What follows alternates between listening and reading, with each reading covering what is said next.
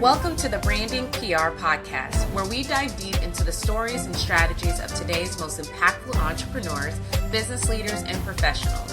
Whether you're building your brand, scaling your business, or just looking for inspiration, you're in the right place. Hello, and welcome back to the Brand Inc. PR Podcast. I am your host, Brandi Sims, back for another week of all things PR and comms and a little dash of culture and what's happening in the world. So this week is going to be exactly that.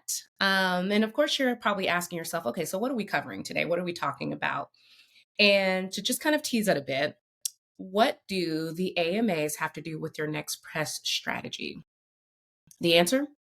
Everything. Okay. So we're going to talk about the AMAs, which was hosted by J-Lo, by the way. So you got to see tributes to Janet Jackson, who is obviously the queen. You got to see major wins and the moment everyone was tweeting about.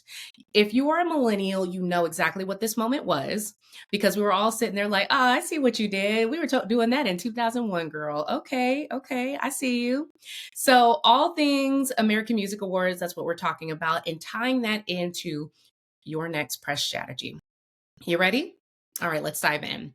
Okay, so first things first, the changing stage of live events. I think that's an important area to start because it's something that we're seeing more and more often with different award shows. I can definitely say even more recently because obviously it's award season. If you haven't been paying attention, you haven't been paying attention. But the last couple of months have been award season, and I was watching the Oscars off of a streaming platform. Normally, I would have watched it on my cable or whatever and whatnot, but I actually watched it from a streaming platform this time. And so I feel like it's just kind of the direction that we're headed in, where you're seeing, the multi-use of different platforms for these award shows.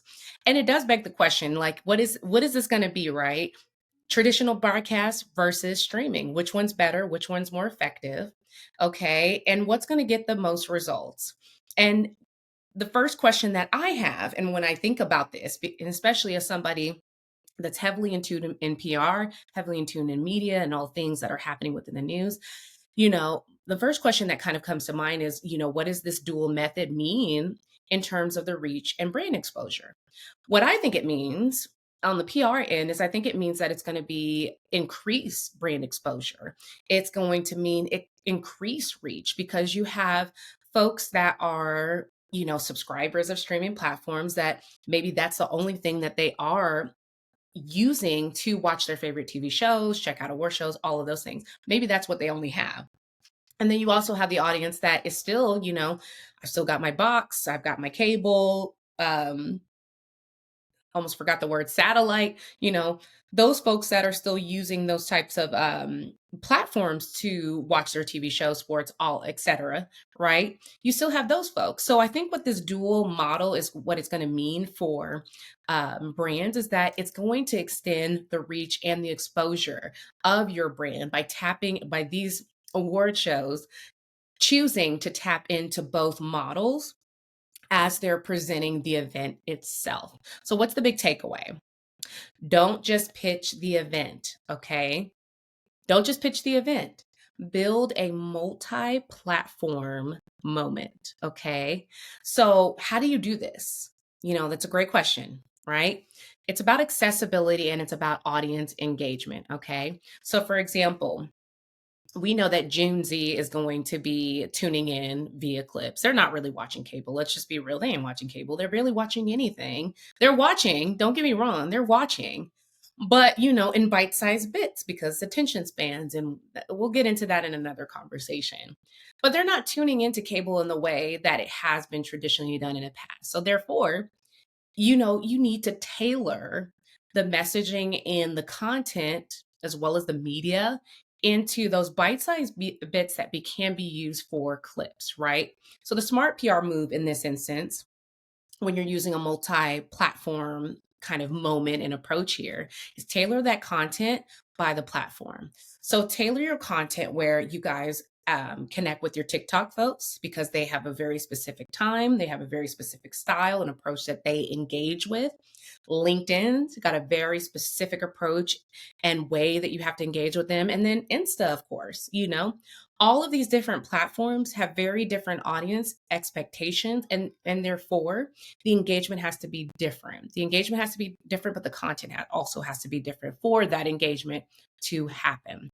So what does that mean overall?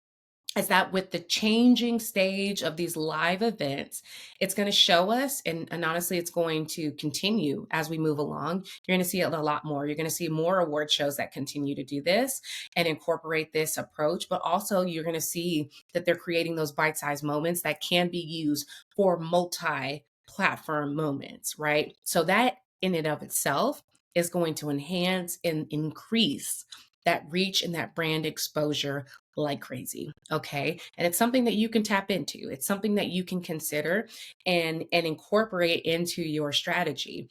Going the multi-platform approach is how you can engage with many different audiences in many different ways simultaneously, right? And that's what we want. We want to be able to engage with our audience members and especially our customer that if you're building your own customer profile, and I know I've talked about this in other episodes, you know that each profile is very distinct and different from the others. And how you approach each of those profiles are going to be very different. This is no different. It's letting you know that with each platform that you're using, you're going to have to adjust your content and you're going to have to adjust your approach to fit that person that's on the platform. Make sense? All right, so moving on. The next thing, let's get into red carpets and real time storytelling. Okay. So, how the brands essentially have shown up to these award shows and really to the carpet have been just epic. It's just epic, but it always is. We always have incredible moments. We've always had viral looks. Before it was viral, it was, all throughout and painted into the print magazines and on TV and people dissecting the different looks. That is still the same, We're getting a lot of viral looks. We're getting a lot of style collabs. We're getting a lot of glam team, getting some spotlights too, which we absolutely love. And, it's worth the mention. These are real moments that are happening that are something that can actually be leveraged. Oh, yeah, I'm going to repeat again.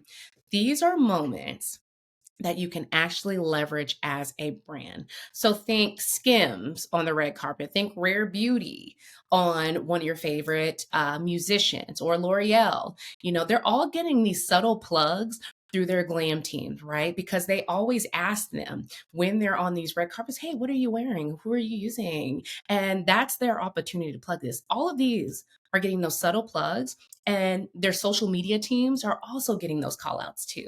So that's a real opportunity and a real moment where you can get true earned media based off of a red carpet look. Okay. That's where you want to be plugging in your brand.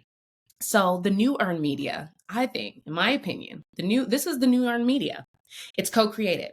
And really you have to ask yourself, are you helping your client to create those content ready moments when they're on the red carpet, when they're at an event, they're at an activity? Are you creating those moments that can give them that leverage and that awareness that they're looking for?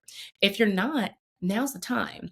Use this example of what happens on those red carpets where you see the viral look and the glam teams talking about breakdown of this is what we did and the style collabs and all of those things.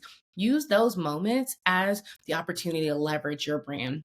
So if you're the product itself, make sure to let it be known, hey, make sure you plug or not even make sure that you plug, but make sure that, they know this is the, I don't know, blush number 9 that we use on the client, or that this is the new fall collection for this particular dress and outfit, or you get what I'm saying. These are the opportunities that you cannot miss on.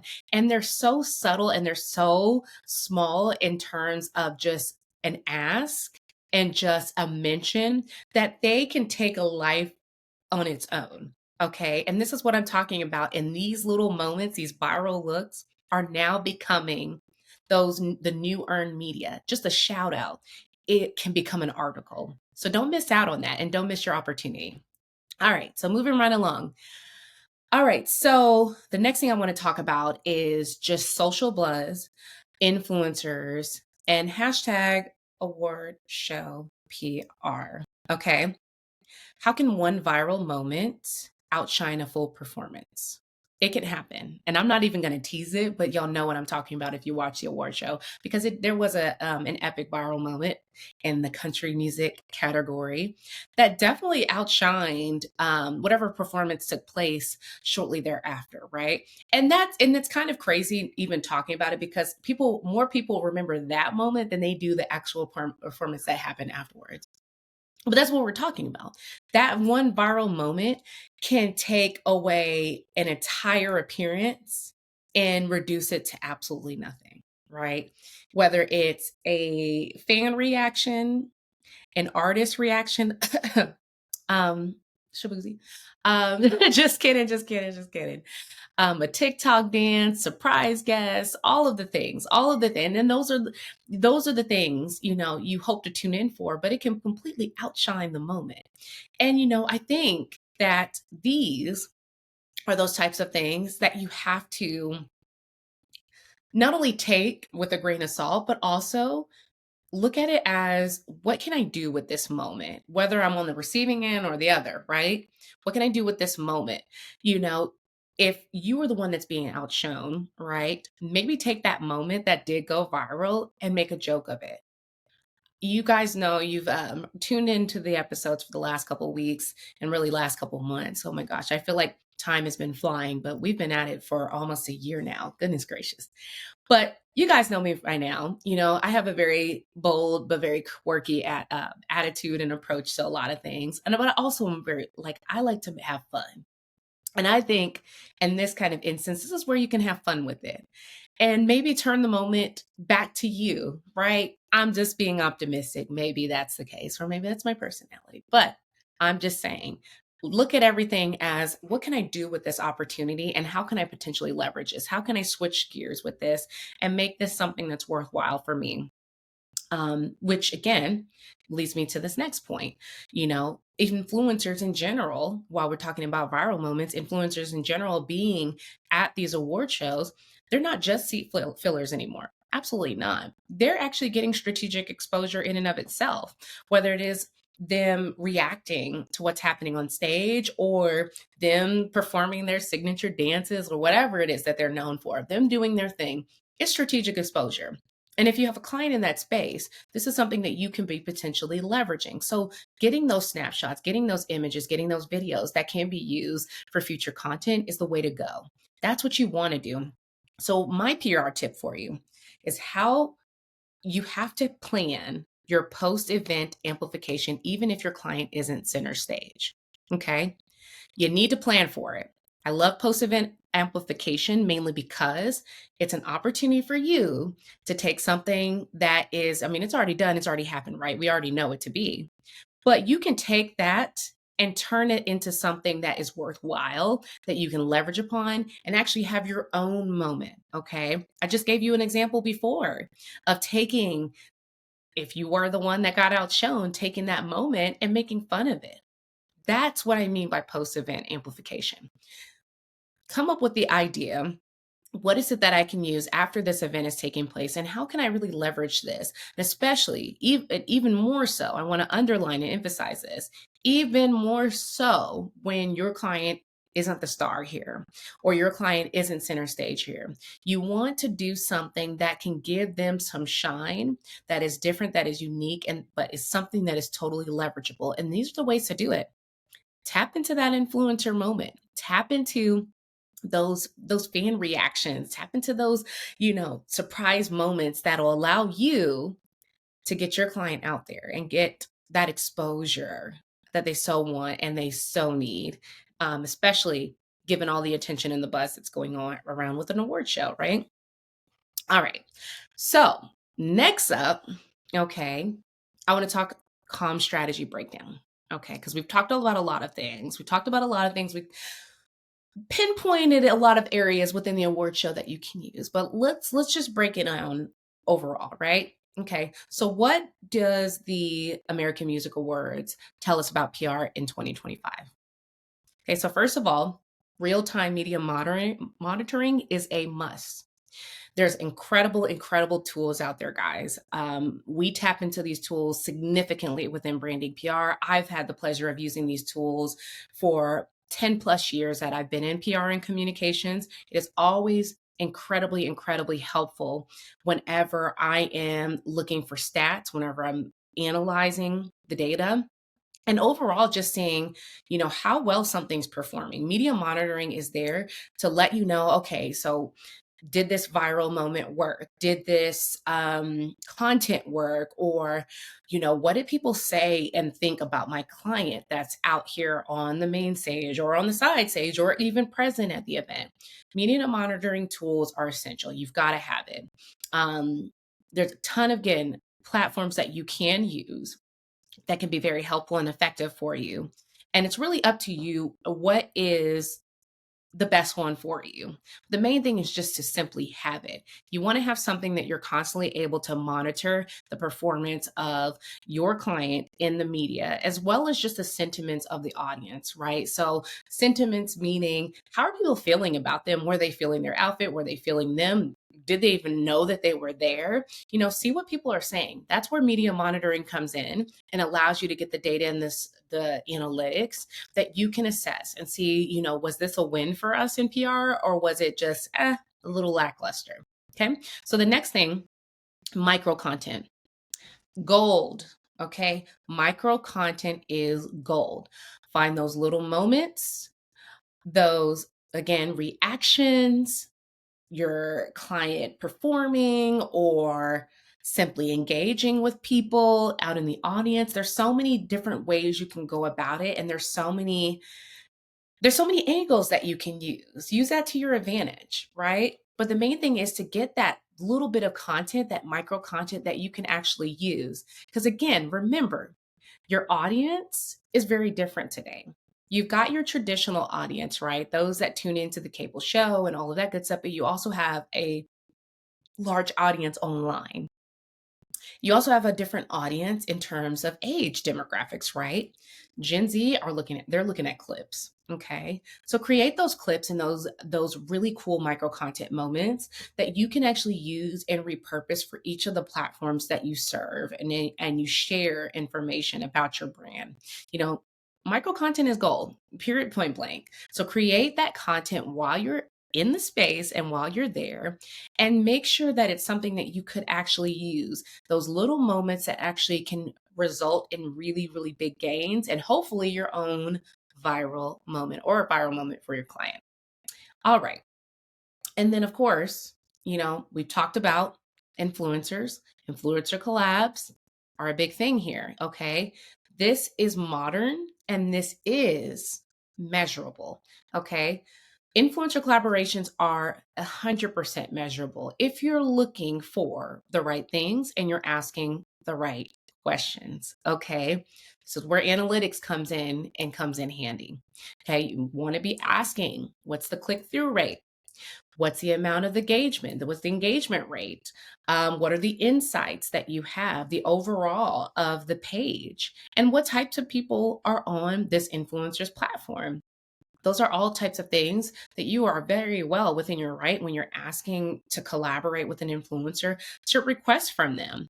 Don't just hire an influencer just to post and be all about their on their way, right? You want them to engage and share information about your brand to their audience that are likely to want to be purchase the product, to engage with the service that you have, all of the above. So you want to make sure that you hit this right. So that means asking the right questions, asking what those analytics and what those insights look like, and measure and determine are these measurements appropriate for what it is that we're looking for and what we're hoping to achieve. You want to get your return on investment. Ask better questions. Okay. Don't just do an influencer collaboration to check the box. Ask questions and make sure that your influencer is someone that aligns with the brand that you have. Alignment is a big thing. And we talk about this in other episodes about how important it is to make sure that there is full alignment with the influencers that you choose. Okay. So make sure that you're asking the right questions. Don't just hire people to hire people. We're not doing that in 2025. Influencer collaborations are very modern. Yes, they are. They are new, very modern, but they're 100% measurable if you ask the right questions and you collect the right information.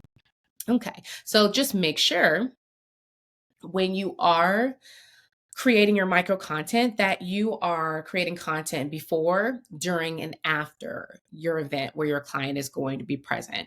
You need to be getting snapshots before, maybe getting dressed up, we're behind the scenes, all of that good stuff. During, still behind the scenes, we're actively in it. And then post event, after party, behind the scenes. Catch my drift? Okay. I figured you guys got it, but always have to reiterate and make sure. All right, so what are my final thoughts on this? Okay, because I enjoyed the award show. It was one of my favorites. And again, it just is a millennial dream because it's all the old songs that I remember from junior high and high school. And, this nostalgia, I see what they did with that. But, millennials, I know, were just like, yeah, this is for us. We needed this win, especially this year. But, it was definitely one of those that I really enjoy, and glad that I got a chance to talk about it this week.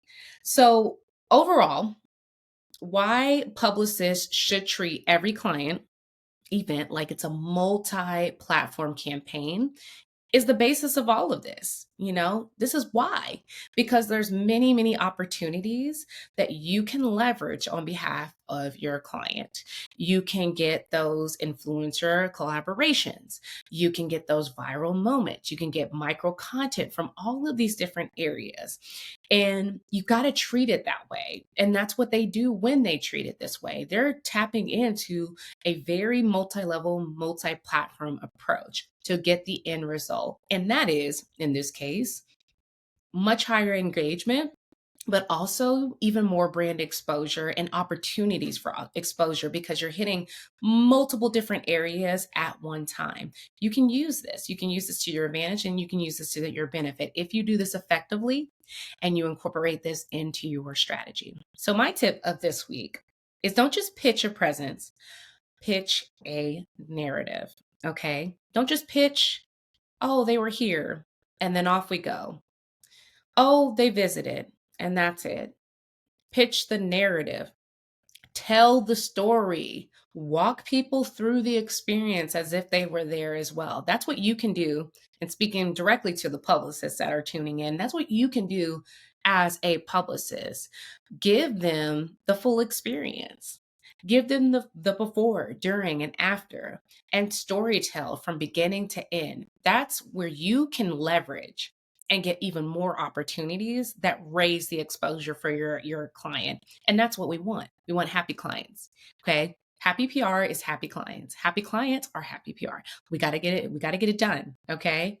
Pitch a narrative. Stop pitching just a presence and just, oh, I checked the box of being there. That's not what we're after. We want more than that. We want a story to be our storytelling selves. All right. So that's all I have for you all today. Don't forget to subscribe and share the Branding PR podcast. We will be sharing this, of course, on the Branding PR blog at brandingpr.com/blog.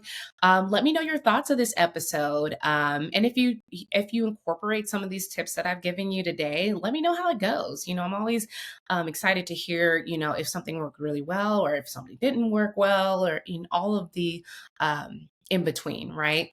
So I want to invite you all, definitely share your favorite moments from the American Music Awards, especially if you tuned in. I don't even care, streaming or cable, whichever place that you tuned in. I want to know, what were your favorite PR moments? Okay, and let's talk about it. Get into it. Send me a DM at Brandi M. Sims PR. I want to hear from you. All right, until next time, guys, have a good week.